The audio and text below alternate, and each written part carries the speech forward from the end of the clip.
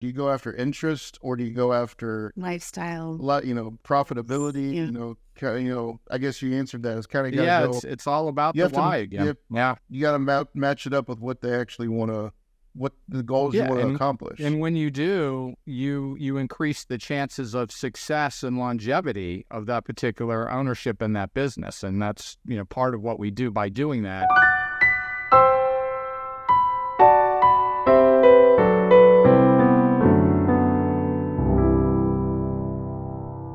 Hey everyone, thanks for tuning in today. Hey, today we have Dave and Stacey Riska. They're with Next Level Franchise Group. They are expert franchise matchmakers. So if you're thinking about entrepreneurship, want to start a business, they are two great people, two great resources. They can help you start a business, match you up with a franchise, and just give you guidance on how to start a business and take it to the next level. Welcome to the show, guys. Great to be with both of you today. Happy to be here. So we've been talking today a little bit about your background. So you guys are in the franchise placement business. What are some of the top businesses right now that you've been placing digital franchisees with, and what are you kind of advising them with this kind of weird economic market we have going on right now? Well, here's the thing. The reality is nobody wakes up today saying, I want to buy a franchise. But you know what? A lot of people are really curious about it. And there's multiple paths you can go down. And that's why Dave and I share our background and experience, because we've been down all of the paths. We've had the 9-to-5 job. We started a business from scratch.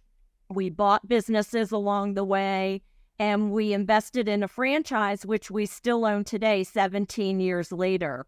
So we know, and the stats back it up, that franchises are much more successful than starting a business from scratch. So that's why we tend to lean our candidates towards a franchise. But as you alluded to, right, which one's hot? Which one's good? Which one should we get into? And that's probably the wrong question, because ultimately, Dave and I, we want to match somebody to a business that's a perfect match for them. So I'll give you a pop quiz. How many franchise concepts do you think there are that somebody could possibly look at? Well, with all the different franchises, there's so much out there. There's so much noise. People are they filled out an interest form that they want to start a business. How do you guide them down the right path and to pick the right one for them and for their market? Yeah, great question. And we have a process that we use. And the very first thing that we always start with any of our candidates is, why do you want to be in business? What is your why? What is the most important reason you want to own a business? Because what you find is that people's whys are very different. And we've categorized them into what we call the 8 Fs, which they basically are fulfillment, fallacy of job security. There's basically 8 different reasons why people want to be in business. Financial security, legacy is one of them. And what's really important is to figure out what that is in the very beginning, okay? Because if you ask me, 17 years ago, we've owned a franchise ourselves for 17 years, that, why did you pick the juice franchise, right? And the reason that we picked it was because it matched what we were looking for at that time in our lives. It really did. We wanted to be able to grow and scale a business. It was an emerging brand. There was a lot of opportunity there. The region that we were in had nobody in it. So there were many reasons why we went down the path of franchising, and we picked the business that we did. And that's what we try to find out from our candidates. And I think that's one of the things that really helps us differentiate ourselves from others, is that we spend a lot of time trying to figure out what is their why and why do they want to be in business. And I think, Stacey, do you want to add anything to that? Or? Yeah, let me give you an example. A lot of candidates will come to us kind of saying, oh, I want freedom and flexibility, right? Because I just want to kind of be able to take my kids to baseball or see their piano recital, whatever it is. So in that case, Dave and I are likely not going to match them to a concept like a restaurant or fast food or quick serve, because there is no freedom and flexibility in a restaurant. And believe us, we know from personal experience. So that's why, as Dave is talking about, getting really clear on those 8 F's and why a candidate is interested in business ownership. What are they looking for as their outcome really helps us winnow down and get a lot more clarity on business concepts that could be a really good fit for them. And here's the reality. There's no possible way that somebody's going to know all 4,000 franchise concepts and which could be good for them. So as you're kind of talking about, oh, well, you just go online and search and fill out these forms, we actually tell our candidates, don't do that for multiple reasons. There's a lot of bad and misinformation out there about franchises. And when you start putting your names into these portals, you're going to be spammed, you're going to be called, you're going to be texted. And the reality is, how could you know what business is good for you? You're going to kind of stay in a funnel where you may think that you want to do a certain kind of business because you saw it or a friend told you about it. But is it really going to be a good fit? When Dave and I were looking at franchises, we had never heard of the one that we ultimately invested in. But luckily for us, we worked with someone who does what we do today. And as Dave was talking about, they helped us get clarity on our why. And that's why it ended up being a great match. We have been the #1 franchisee in that system for 17 years. So that should tell you that, yes, it was a good match. So that's why we are so passionate about helping our candidates and finding the right business for them. Because a lot of times, especially husband-wife teams, what we see happen is, oh, well, you know, you say, I do, right? Let's get married, honey. Let's open a business together. And we kind of say, well, don't do it, right? Because there's so many things you need to think through. And just because something may be a hobby or because you have an interest in it and you say, let's start a business together, it's probably not the best approach.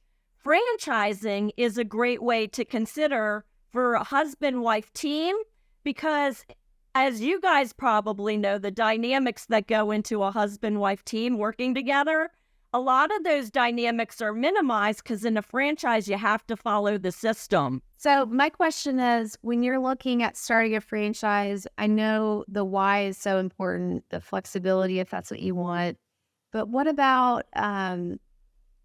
like interests and things that you're passionate about? Is that just as important, or is it, because when we started a trucking company, I mean, I hate to say it, but I'm not passionate about trucking, you know, like I never grew up when I was a little girl thinking, I want to own a trucking company. Yeah. So for us, Kyle found a good opportunity and he was already kind of in logistics, and I was more kind of along the lines of, you need some help, you need a partner, and I'm here with you, like we're a team. So yeah, I've always been kind of the thought, you know, Jen's talking about, you know, follow their interests or dreams, but I've kind of always thought, do you follow the opportunity? You know, you want to own a business, you want to do that, you follow the opportunity, or do you go after that one, you look for that one opportunity that's exactly what you want? What are your interests are very, very important, because you have to be passionate about whatever it is that you're engaging in, right? From a business perspective, if you're not passionate, you're probably not going to be successful. And again, a lot of this ties, believe it or not, back to the why. I mean, you know, a lot of people, if it's financial security, they're going to gravitate toward businesses with, you know, a very high ROI and focus more on the profitability of a business, where, you know, maybe Jen is more looking for fulfillment, right? She's saying, I need something that I really need to like in order to be engaged in this business. I mean, I'll do it with you, but it's not something that I love. And when you're a husband and wife team, both people's dynamics play into that why. So that's a very interesting question about interest, because now there's two sets, right? And in most cases, we have to engage in any of our candidates' relationships, their significant other in that process. It's very unlikely that, you know, either one of you are going to go out and write a check for, you know, $100K without talking to the other person. And once that conversation starts, the dynamic of the other person starts to play into that business, if they're going to be involved in it, what degree are they going to be involved in it? If they're only going to be doing the books, does the other person's interest really make that big of a difference? But if they're going to be out there in front of the customers, facing, or driving a truck, in your particular case, is that something the other person's going to be interested in? So it's a good question. We always look at interest, but we do tie it back to the why, and we have to look at multiple whys, and we have to try to come up with concepts that are going to kind of meld sometimes when you have two different types of whys in a family relationship like this. And we are very different. I mean, our whys are on the other end of the universe. I promise you that. And what we found is that in our dynamic, that our skill sets are also very different. And we really have taken a lot of time to learn how to give up control in the areas that we aren't the expert in. Okay, so she's fantastic at marketing, me not so much. Okay, I'm probably better on the finance, the technology, and that side of the equation. Her not so much. So it's not just interests. It's also looking at the big picture and then kind of saying, okay, I've got multiple interests, I've got multiple whys. Now, how do I go out there in 4,000 businesses and find one that's going to kind of meld all that together? And we have a process that we put our candidates through to help us do that. Do you go after interest, or do you go after lifestyle? Profitability. Yeah. I guess you answered that. It's kind of it's all about the why again. You got to match it up with what they actually want to, what the goals you want to accomplish. And when you do, you increase the chances of success and longevity of that particular ownership in that business. And that's, part of what we do by doing that. The nice thing about franchising is that franchises in general, compared to, and as Stacey said, we've been down multiple paths. We started a business from scratch, our first business. We know how hard that is. I commend anybody that can do that. And I can tell you that in a relationship dynamic, that was a lot more stressful on our relationship in that individual business. With a franchise and individual businesses, the failure rate is much higher, right? We all know that. Most businesses don't make it to year 5. 90% of businesses started from scratch don't make it to year 5. Franchises are almost the exact opposite, because they are a proven system. They have a system that you have to follow. 85% of those are still in business after 5 years. So it comes back to kind of the same thing. It's really just saying, okay, of all these factors, interest, resources, what is their why, and other factors, and the dynamic of multiple people in many cases, which opportunities make the most sense, all right? So, if I'm looking at, Jen and Kyle, I'm thinking, okay, Kyle's ROI. Okay, he's Mr. ROI over there. He wants the bottom line. Jen wants fulfillment, right? Very different. What is your role in the business going to be, right? That's the next question I would ask. If Jen's a silent partner and she's just there to do the books, or she's maybe helping with the marketing a little bit, and, Kyle's driving the ship, then it's now, okay, ROI is the number one factor. Now we got to figure out what are his interests. What are the things he's interested in that he might want to do, and that's kind of how we take the process forward. So shifting gears a little bit, we both know that there's good franchises and bad franchises out there. And, with all the different things that a lot of people may not think about when it comes to the brand you're investing in and partnering with the franchise, the support they provide franchisees when it comes to how to operate the business, and even real estate selection, or finding sites for opening up a store if that's the type of franchise you're in. What are some things you guys look for when you're vetting franchises to put in front of an investor that was ready to start their own business? Well, your audience is going to be thrilled to know that they can get almost all of the answers to those questions in a document called the Franchise Disclosure Document, the FDD. And this is a document that's broken down into 23 different sections. It answers almost everything and anything you want to know about the franchise. How long they've been in business, who are the owners, what is the initial investment. So you're going to know line by line what it's going to cost you to get into that business. Even breaks down the revenue side of the equation. How do you make money? How are other franchisees in the system doing? Think about that. If you're thinking of starting a business from scratch, there's no way you're going to know all the answers to everything. In a franchise, you have a network of people you can go to. And yes, you're going to get training, you're going to get support, you're going to get technology. And how each franchise provides that is very dictated in the FDD. So we help our clients go through that document and understand it, because there's different types of franchise concepts. There is one called an emerging brand, which is more of a newer type of concept. Usually they'll have less than 20 units in operation. And then there's an established brand, which has over usually 100 units in operation. An emerging brand may be better for somebody who's more entrepreneurially minded, because they're going to have a lot more freedom and flexibility in what they can do. Versus an established brand, they're going to be very particular and strict on dotting the I's, crossing the T's. Everybody's got to do it the same way. So that's why Dave and I really want to understand the dynamics of the team that we're working with, so we can help them make a good match. Right. And I just want to add that you said it. There are good franchises and there are bad franchises. That's for sure.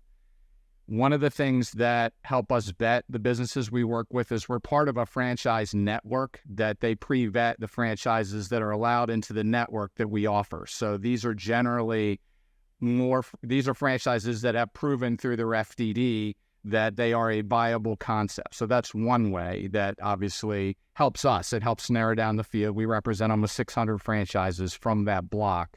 And from those 600 franchises that are within there, the question is still valid.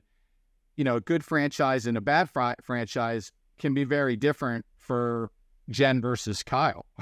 I mean, honestly, because of the dynamics we've already talked about a little bit. And so when you come into some of the franchises, like Stacey was saying, an emerging brand, that's a really good type of franchise for somebody maybe like both of you who are previous entrepreneurs. Okay, you probably want some flexibility and freedom in that system, and to be able to kind of build the business a little bit on your own terms and on your own ideas, where you can pitch in and be part of that.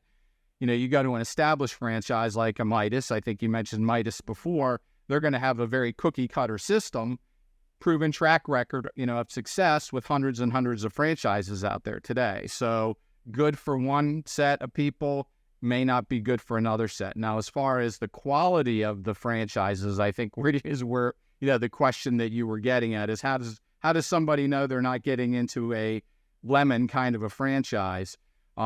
Stacey's right. What's beautiful about franchising is that they have to deliver something called the franchise disclosure document. What other business could you buy where it lays out all of the costs that you're going to pay up front, all of the ongoing maintenance costs you're going to pay? Again, they even share, a lot of them will share return on investment figures in their item 19 of the FDD.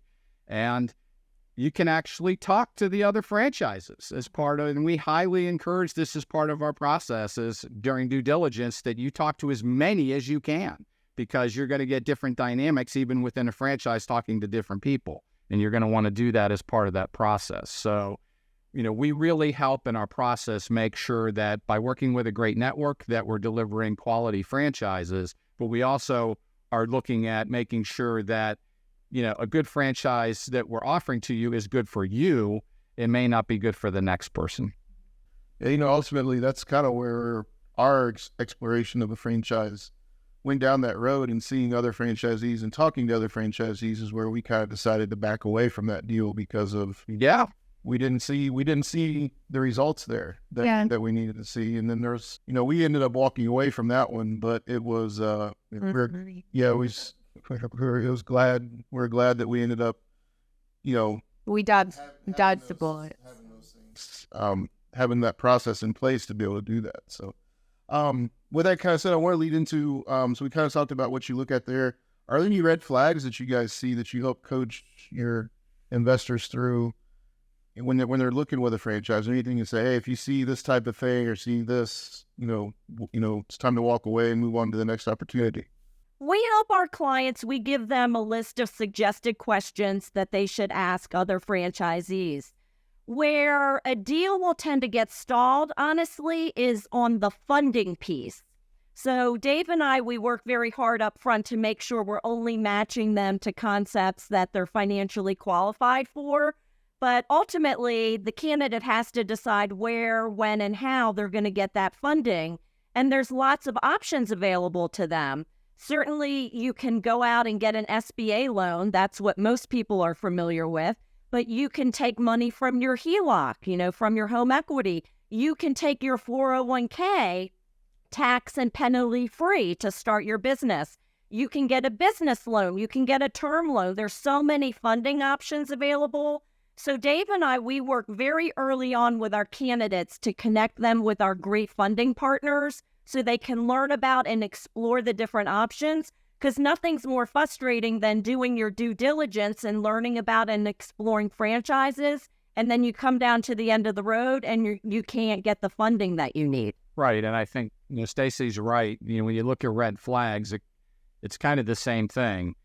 That when we work with our candidates, one of the things we have to figure out is their financial situation. And there's so many types of franchises out there today. It doesn't mean that they're not qualified for a franchise.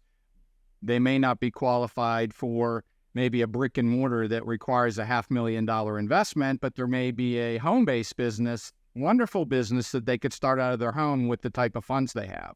So that's a red flag in the beginning is, where do you start? Now, I can tell you a big red flag for me is if somebody comes to us and, they're, I don't want to talk about too much about finances, but they're highly in debt, and that, they love the idea of owning a business, but it's going to put them in such a bad financial position that chances are, it's going to just be very stressful for them at best. And most businesses fail due to undercapitalization more than any other reason. And if you go in undercapitalized, you're going to stay undercapitalized for a while. So that's probably the biggest red flag as a whole, is just to make sure that we're not moving forward with, people that aren't ready yet. I'll just call it that. It's just not the right time for them yet.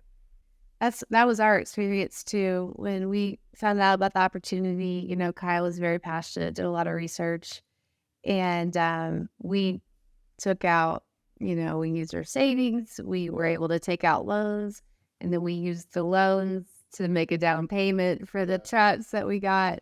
We started with 3. We started our business with, all we really had at the time was good credit. So we had our finances in order. We didn't have any really, other than our house and, car. But so you can get started with limited capital. But, I don't have access. You made me think of that question. So how is, things have tightened up, interest rates are higher. What are you guys seeing now with business lending right now? Has that been a problem? I know when we just sold a couple of businesses, and so getting that financing piece for someone buying a business is just tough. So how's the market looking right now? Is it getting tighter? Is it getting a little better? How's that looking? Well, again, it's going to depend on what type of funding that they're looking at. In general, we encourage our candidates to have a minimum of $50,000 in liquid capital to get started. But here's the good news, is that no matter what type of outside funding or lending you may be looking at, franchises always have a much higher success rate in getting approved. Because a business started from scratch, the stats just don't back it up. As Dave said, by year 5, 9 out of 10 of them are out of business. So those are much harder to get funding for. There are many franchise concepts, especially in alluding back to a question you asked previously, what are some hot markets? So things that we will lean our candidates towards are anything child-related. People always spend money on their children or their 4-legged children, pets, senior care, home services. These are industries that tend to be recession resistant because there's always people clamoring for those services. And therefore, they'll have a higher success rate in getting approved for funding. So shifting gears to family life, we are a family business, as we talked about. How do you guys manage that? I think you said you've been married 32 years, working together. Did you say for 20? Is that right? I will say it's not for every relationship. I'll start with that. You have to have a really good core relationship with the other person to be in business with them. And you have to have a lot of respect for that other person, straight up. If you can't tell, I'm more of a control freak, meaning that, I like to be in control. I'm the alpha. I'm the, I have to drive the ship. Well, that doesn't work. And I've had to learn to understand that I'm good at some things and I'm not so good at some things. And she's really good at some things and she's really not as good at some other things. And we, what we do is we split and divide the work, and we respect each other's information, decisions as being better than what we would make on our own if we had to do that ourselves. And what we both stink at, we outsource. and that's really kind of the overall advice I would give, is that if you go into business together with your significant other, that you have a long, hard conversation and plan out and find out what those strengths and weaknesses are, and work them together, find out where the weaknesses between everybody are, and carve up those responsibilities in the beginning, and make rules that you're going to allow that other person to make decisions in those areas, and you're going to have to live with those decisions. And that's really the best advice I can give as a whole in working with your spouse. That rings true for us 100%. And sometimes we have to have tough conversations, like, maybe there's a little bit of a gap sometimes, and then you have to ask for help. Hey, struggling with this part. I know it's something I handle, but can we brainstorm to how to kind of work through that? I also like what you said about outsourcing what you both don't know. And I think that's a big concept too, because, maybe you're trying to save money, or you're just, maybe stubborn and want to do it all yourself. But that is a great piece of advice of, hey, if you don't know how to do it, find somebody that can do it, and it'll be so much quicker in the long run usually than, try to figure it out yourself, and the time you lose or the revenue you may lose with that process, or, whatever that particular thing is. But that's a big thing. We've done that too. I'm not hired sales. We've hired people sometimes that fill in those gaps that, we both kind of have. Our operations of safety director, he is really good at kind of filling in that gap between the drivers. Yeah, it's really good to do that outsourcing, because a lot of times it's better in the long run to just find someone to do it, whether it's hiring someone or hiring a service to do that for you, than the time you would spend learning that and probably not being very good at it to do that. Right. So that's a really good tip there. Thank you for that. Do you mind if we tie it back to franchising real quick? Yeah, that sounds good.